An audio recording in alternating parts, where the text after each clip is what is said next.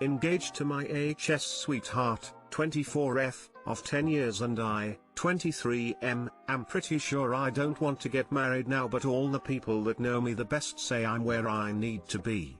I'm not convinced. First post, let's dive in. I fucked up. COVID hit in March. I was set to graduate in May, so I decided to just move home and get engaged to my HS sweetheart. We have been long distance through college, and ever since we were 13 we decided we would get married after school. These past 2 years my experience at school has completely changed my worldviews and my priorities. When we were young kids and marriage sounded so dope. Now, getting married sounds fucked, and so does having kids. I feel way too young to be getting married, and she wants kids tomorrow. I feel like maybe we just couldn't let go of our first love, but she is so in love with me. I have been in love with her forever, but as I grow and learn more about myself, I'm sure I know what love is. Do I actually love her? Do I say and act like I love her? BC, that's what seems natural. You're probably wondering, if you don't want to get married, why do you propose? Fuck if I know, but it just feels like I've been removed from myself. Like I am just accepting this is the life I have set out for me, and it will be an amazing one if I continue on it. Maybe I can feel less removed, and this will be what I want. My fiancée is incredible. She will be an amazing wife and mother. I'm just pretty sure the last thing I want right now is a family. I had it so good before COVID. I was living with my best friends, writing music, chasing my dreams, and learning so much about myself. Now I am in a new city with 0 friends, I work from home, and my fiancée is so excited for me to be back home, but I am not. I wanted her to move out to my city, but she says she's not ready to move. I guess this is what made sense for our relationship, but now I fear being 40 and wishing I had waited to settle down, or wish I hadn't settled down at all. Edit, all of your responses have been so helpful and I'm extremely grateful I decided to post this. I'll do my best to respond to your questions as the day goes on. Thank you so much y'all. So don't get married. If you are miserable throughout, she'll be too. She doesn't want a fake pity marriage. It'll hurt for a little bit, but less so than whatever resentment you'll build up over time, eventually making you an empty shell of who you used to be. You shouldn't commit to a marriage and family when you have such big doubts. It sounds like you know what you want but just need the courage to do it. You have 3 choices. 1. Be upfront with her about what you really want. 2. If number 1 doesn't end well, you will break her heart now and suffer blowback from families and friends who had a different idea for you. 3. Break her heart down the road when you either leave her or cheat on her because you don't know how to have an honest conversation and are seeking an escape. This isn't a dig on your character, by the way, but this is how many a relationship like yours turns out. When someone is pressured into something he or she doesn't really want. You are the only one who has to live your life. You are the only one who will advocate for yourself in the end. Make the right decision. Between 15 to 25 years old is when we change the most. Not a lot of people are still close friends with the people from high school, because of these changes. Sounds like you started to spread your wings when you went to college, and now you feel like you're in a cage. I am not usually someone who tells people to break up, but I think you need time on your own. She should be free to find someone who wants the same things as her. I know it won't be easy, but please get to know yourself better, and spread those wings.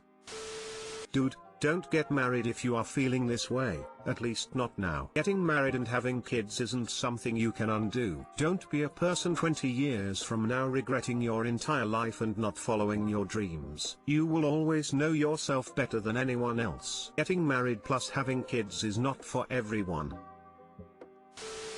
My 37 friend, 32, with benefits just ended our relationship over money. I am wondering if I made a mistake here, or if I was wrong to tell her not to use my credit card to order booze and cigarettes. Basically, I have this friend who was my friends with benefits. She is a single mom and I would often give her money to pay for her bills. She recently got a job, however, which I was proud of. The other day she asked me if she could order some booze and cigarettes with my Uber Eats account, to which I said okay. Today I saw that she had ordered not only on that day, but the following day as well. So I asked her if she could please not use my account to order booze, and just for Uber rides. She said she was tired of me bringing out money to her face and making her feel like she has nothing. She proceeded to block me. Did I make a mistake in saying she couldn't use my accounts? TDLR, my friends with benefits blocked me for telling her not to use my CC to order booze. Update.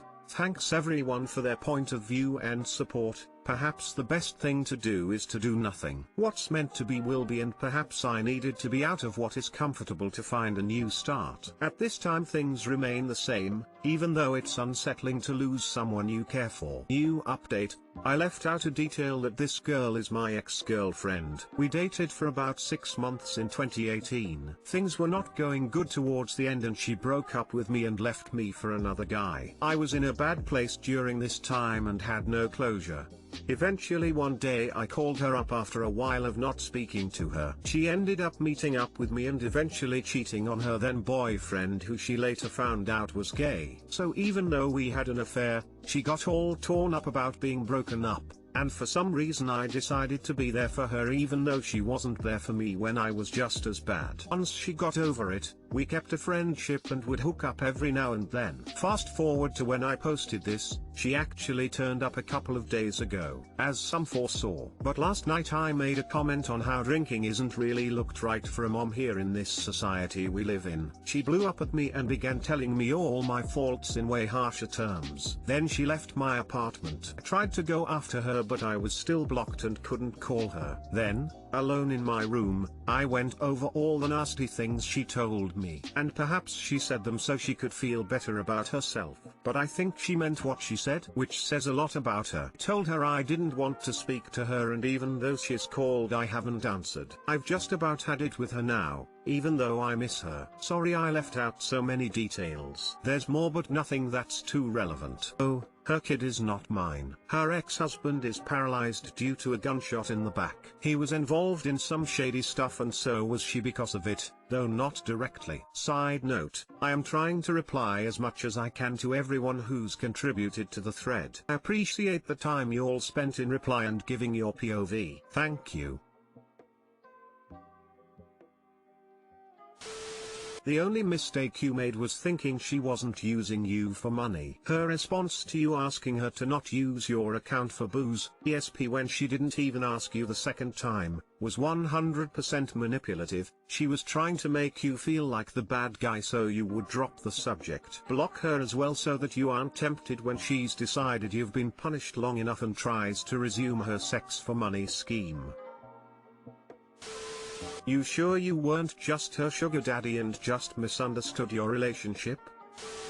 The benefit for you was sex, the benefit for her was your money. Sounds like one of your benefits in their eyes was your wallet. Yes, this, up pointing finger. You didn't make a mistake, she was helping herself to your money like she was entitled to it. Is it alright to refuse going to my mother's Thanksgiving dinner due to her boyfriend? I, 17F. Have a lot of issues with my mom that only got worse during my parents' divorce. However, things have changed now and I am more willing to work on my relationship with my mom, F40. But the only thing that hasn't changed is my view on her boyfriend, M25. He has on many occasions tried to convince my mom that I was ruining their relationship and has gotten me kicked out of her house twice due to that. It doesn't help that my mom almost always chooses him and is always on his side. The funniest thing this man has yelled at me for was eating a croissant at 6 AM. Being near him gives me a lot of anxiety because I'm unsure if he will lash out at me or turn my family against me for no reason. However, I want to build my relationship with my mom and my mom's side of the family, since they will be there as well. But I truly do not want to see him. Is it alright to refuse attending her Thanksgiving dinner due to this? Absolutely. Part of mending a relationship is recognizing boundaries. If she doesn't see why her partner being around is a hard boundary for you, she doesn't want to mend the relationship. This is my first Thanksgiving without my toxic family and I can tell you you deserve a holiday surrounded by people who make you feel loved and who are thankful for you. Of course it's alright. You can see your other family members on your own time if you want. You can also try to see your mom when it's just the two of you. She has to understand that by choosing him over you, she's losing out on the normal gatherings. You don't owe her anything, so do yourself a favor and put your foot down. You can't change the way someone treats you, but you can change the way you react. It's perfectly healthy to protect yourself, and if saying no to getting together with her and her boyfriend is what your gut is telling you to do, then listen to it. Trust me, my dad remarried the most awful human being after my parents split up. This woman is the loudest, most ignorant drunk on the planet. She's truly a moron and starts shit with someone at every family gathering. I haven't seen them for holidays in years. It helps that I live 4 hours away, but I still avoid getting together with them any chance I get. Oh my, that sounds terrible. But I hope you're having a nice Thanksgiving. Thanks for the reassurance. There's not a single thing that you have to do if you feel uncomfortable doing so, especially in these types of situations. Thank you, I really needed to hear that. Enjoy your holiday if you're celebrating.